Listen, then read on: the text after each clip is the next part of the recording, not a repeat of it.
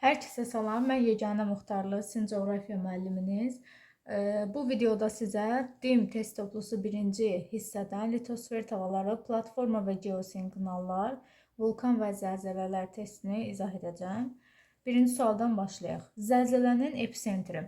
Biz bilirik ki, zəlzələnin iki əsas elementi var ki, bunlardan biri zəlzələnin hiposentridir, biri episentridir. Hipocentr zəlzələnin ocağıdır, yəni zəlzələ gücünün olduğu yer. Epicentr isə onun yer səthinə proyeksiyadır, yəni yer səthində həmin təkanların ən güclü hiss edildiyi yerdir. Burada da uyğun gələn variant, deməli, yer səthində ən güclü təkanların müşahidə edildiyi sahə, yəni Y bəndi. Doğru cavab Y bəndi olacaq. C'də isə baxın, yerin daxilində zəlzələnin yarandığı sahə deyil. Burada zəlzələnin ocağından söhbət gedir, hiposentrə aiddir yəni. İkinci suala baxaq. 4 yarımkürədə yerləşən litosfer tavaları. Şimali Amerika litosfer tavası 2 yarımkürədə yerləşir. Şimal və qərb yarımkürələri. Afrika 4 yarımkürədədir. Deməli, buradan Şimali Amerika çıxırıq. Afrika 4 yarımkürədədir. Sakit Okean da 4 yarımkürədə yerləşir. Elə doğru cavab B bəndi olacaq. Digərlərinə baxaq. Afrika 4 yarımkürədədir. Amma Antarktida 3 yarımkürədə. Cənub, şərq və qərb yarımkürələrindədir.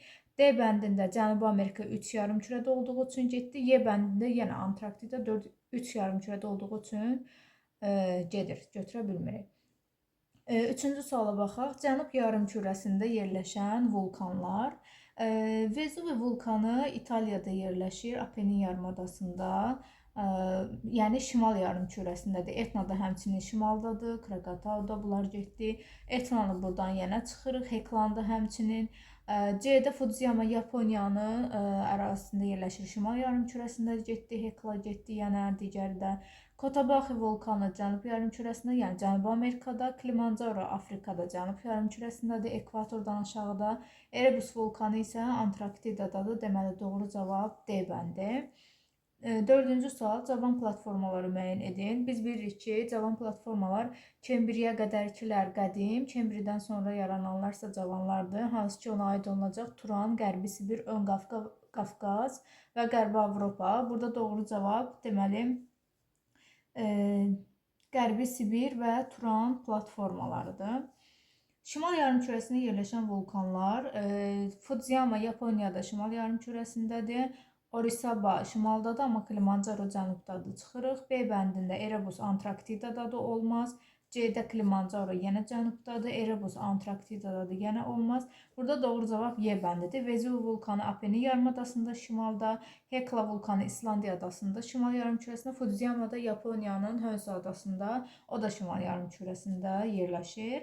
Altıncı suala baxaq. Zəlzələlər yer qabığının hansı sahələrində daha çox baş verir? Biz bilirik ki, zəlzələdir, vulkandır, tektonik proseslər daha çox uyğun gəlir litosfer tavalarının sərhədlərinə və litosfer tavalarının sərhədində də yaranır nə? Cavan dağlar. Deməli, doğru cavab D bəndi.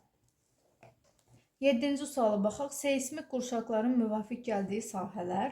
Yenə seismik qurşaqlar qeyd edildiyimiz kimi litosfer tavalarının sərhəddindədir. Burada da iki cür sərhəd var.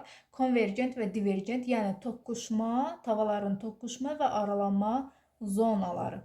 8-ci suala baxaq. Qədim platformalarda filiz faydalı qazıntılarının olmasının səbəbi, ümumiyyətlə biz bilirik, platformalar geosinkronalın inkişafının 4-cü mərhələsidir. Yəni, müəyyən müddət sonra ərazi öz aktivliyini itirir, orada tektonik hərəkətlərin baş verməsi dayanır və xarici təsirlərə məruz qalır ki, qədim platformalar ərazilərində də bunun nəticəsində kristallik bünövrə səthə çıxır və aşınma nəticəsində, yəni səthə çıxır və burada bünövrədə də təbii ki, filiz faydalı qazıntılar yaranır. Deməli, uyğun cavab olacaq kristallik bünövrənin səthə yaxın yerləşməsi. 9-cu suala baxaq. Platformalara aid olan əlamət. Platformalar ümumiyyətlə yer səthinin sabit və tavaların mərkəz hissələrinə uyğun gələn ərazilərdir. Adda deyir, səthləri əsasən çökmə süxurlarla örtülmüşdür. Bəli, bu düzgündür. Platformalar adətən çökmə süxurlarına örtülür. B-də hündür dağlıq relyef üstünlüyü təşkil edir. Xeyr, geosinkronala uyğun gəlir. Kaynozerasında bu da geosinkronaldadır.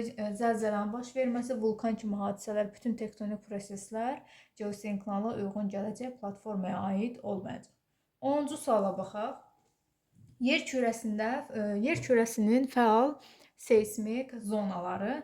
Biz bilirik ki, yer kürəsində 4 əsas fəal seysmik zona, geosinkronal qurşaq var ki, bunlara aid olunacaq Alp-Himalay dağ sistemi, Sakit Okean ödlü qövsü, Ant-Kordilyer dağları və Orta Okean silsilələri. Burada düzgün cavab A bəndidir, ikisi verilib. Geosinkronal adlanır. Geosinkronal ərazilər yer səthinin aktiv hissələridir. Yəni litosfer tavalarının mərkəzində, daha doğrusu litosfer tavalarının sərhəddində olan ərazilərdir. Deməli, platformanın qalxan hissələri deyil, yer qabığının çökməz süxurlarla örtülü olmayan düzən sahələri, xeyr, yer qabığının cavan və mütəhərrik sahələri. Burada doğru cavab C bəndi. Hansı ki, həmin ərazilərdə deyə bilərik, cavan dağlar formalaşır, daha sonra vulkan, zəlzələ hadisələri müşahidə olunur, yəni aktiv ərazi hesab olunur. Qalxan və ya sifər adlanır. Deməli, platformaların çökməz süxurlarla örtülmüş çökəkliklər. Ümumiyyətlə, qalxan sifər nədir? Baxın, platformada 2 qat var. Platforma örtüyü və kristallik bünövrə. Bəzən örtüyü formalaşa bilmir, orada süxurlar toplana bilmir, çökməz süxurlar. Bu zaman kristallik bünövrə yer səthindən çıxıb qalxan əmələ gətirir. Hansı ki, bayaq da qeyd etdik ki, həmin ərazidə də filiz faydalı qazıntılar zəngin olur. Burada deməli, hansı uyğun gələcək? Platformalarda kristallik bünövrənin yer səthinə çıxdığı hissələr. Yəni, düzgün cavab B bəndi olacaq. Krater adlanır. 13-cü suala baxaq. Krater nədir? Vulkanizm prosesi nəticəsində vulkan püskürdüyü zaman vulkan konusunun təpəsində yaranan qıf şəkilli bir çökəklikdir. Yəni, maqmanın yer səthinə çıxdığı zaman yaratdığı çökəklikdir. Burada doğru cavab vulkan konusunun zirvəsində yaranan qıf şəkilli çökəklik D bəndi. 14-cü suala baxaq. Vulkanizm adlanır. Vulkanizm nədir? Qaynar maqmanın vulkan ocağından yer səthinə püskürməsi prosesidir. Deməli, maqmanın püskürərək yer səthinə çıxması Y bəndi. 15-ci sual. Palçıq vulkanları ən çox müşahidə edilir. Palçıq vulkanları əsasən çökmə süxurlarının üstünlüyü təşkil elədiyi neftli qazlı sahələrə uyğun gəlir. Doğru cavab A bəndi. Həmçinin qeyd edə bilərik ki, palçıq vulkanı psevdovulkanizmdir, yəni yalançı vulkanizmdir. Həmçinin Azərbaycanda palçıq vulkanların sayına görə seçilən ölkələr sırasındadır. 16-cı suala baxaq. Seysmik proseslərin çox zəif baş verdiyi regionlar. Təbii ki, bunlar tavalarının sərhəddindən uzaq olan platforma ərazilərə yaxın hissələri götürürük. Burada Qırmızı dəniz, Labrador yarımadası, Aralıq dənizi, daha sonra Şərqi Afrika, Braziliya yaylaları, Ant dağları. Burada uyğun gələcək C bəndi. Deməli, Labrador yarımadası Şimali Amerikanın şərqində platformadadır. Cənubi Amerikanın şərq hissəsində Braziliya yaylası da platformaya düşür və Avstraliya özü də platformada yerləşir. Məsələn, burada Ant dağlarını və yaxud da burada Aralıq dəniz ərazilərini ki, orada məsələn vulkanlar var, Etna-Vezuvi vulkanları İtaliyanın sahilində, ərazisində. Daha sonra burada İslandiya adasını çıxa bilərik, Kordilyeri çıxa bilərik məsəl üçün. Burada yəni doğru cavab C bəndi olacaq. Yer kürəsinin fəal seysmik zonaları, indi isə aktiv əraziləri bizdən soruşur. Bayaq qeyd etdiyimiz kimi aktiv ərazilər Ant-Kordilyer, Alp-Himalay, Sakit Okean odlu qövsü olacaq və Orta Okean dağ silsilələri də həmçinin bura aiddir. 18-ci sual. Sakit Okean seysmik qurşağında yerləşən adalar. Sakit Okeanda olmalıdır və seysmik ərazidədir. Madagaskar çıxırıq təbii ki, daha sonra C bəndində Baffin torpağını məsələn çıxa bilərik. Daha sonra D bəndində Tasmaniya adası, Spitsbergen adası, Kalimantan adası, deməli Tasmaniyanı çıxa bilərik. Y bəndində isə Böyük Britaniya Atlantikdədir, çıxa bilərik. Doğru cavab burada B variantı olacaq. Yapon adalarıdır, Kurildir, Yeni Zelandiyadır. Bunlar həm Sakit Okeanda, həm də seysmik qurşaqda yerləşən adalardır. 19-cu sual. Yer kürəsinin seysmik cəhətdən daha fəal əraziləri. Yer kürəsinin seysmik cəhətdən fəal əraziləri, deməli yenə də deyirəm, tavaların sərhəddinə uyğun gələcək. Məsələn, A variantında Antarktidanı çıxırıq, Skandinaviyanı çıxırıq. Düzdür, Antarktidanın qərb hissəsində seysmiklik var, amma əsasən platforma fəal ərazi olduğuna görə daha fəal ərazi hesab olunmur. Havay adaları olar Qərbi Avstraliyaya getdi, Asiyanın şimalı. Şimali Asiyada ancaq bir dənə Kamçatkadadır. Amerikanın qərb sahilləri, Cənubi Avropa, Himalay dağları düzgünü, düz tavaların sərhəddinə düşən subduksiya və ya yəni konvergent və ya divergentə düşən ərazilərdir. Litosfer tavalarının üfüqi yer dəyişməsi nəticəsində hal-hazırda sahəsini genişləndirən su hövzələri hansılardır? Biz bilirik ki, tavaların hərəkəti nəticəsi tavalar üfüqi hərəkət edir və bu hərəkət nəticəsində Sakit okeanla Şimal Buzlu okean sahəsi kiçilir. Atlantik ilə Hind okeanlarının isə sahələri genişlənir. Bizə də lazım olan budur. Atlantik və Hind cavan okeanları sahələri genişlənir. Daha sonra litosfer tavalarının sərhədlərində yaranır. Litosfer tavalarının sərhədlərində təbii ki, cavan dağlar, yəni qırışıq dağlar yaranacaq və dərin okean çökəklikləri, yəni novlar yaranacaq. Düzgün cavab B bəndi.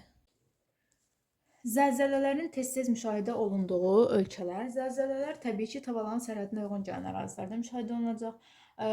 Burada deməli götürə bilərik nəyi? Çili, Meksika, Yaponiya və Tacikistanı götürürük ki, tavaların sərhədinə uyğun gəlir. Zəlzələlərin müşahidə olunmadığı ölkələr isə zəlzələlər müşahidə olunmur, platformaya düşən ərazilərdir. Meksikada var, çıxırıq məsələn. Daha sonra baxın, İtaliyada var, çıxırıq. İran ərazisində var, təbii ki, çıxırıq. Sonra İrlandiya və Belçikada yoxdur. Sonra nə qaldı? Malayziya ərazisində, Malayziyada var. Cənubi Şərqi Asiyaya düşür, çıxırıq. Burada doğru cavab Y bəndi olacaq. Norveçdə yoxdur, Şimali Avropaya düşür. Skandinaviya yarımadası, Avstraliya özü onsuz da platformadır qeyd edirik. İrlandiyada yoxdur, İslandiyada var, amma İrlandiyada yoxdur. Belçikada da həmçinin yoxdur, qeydə alınmayacaq. 24 seysmik qurşaqlarda yerləşən ölkələr. İrlandiyanı çıxırıq, buradan baxın.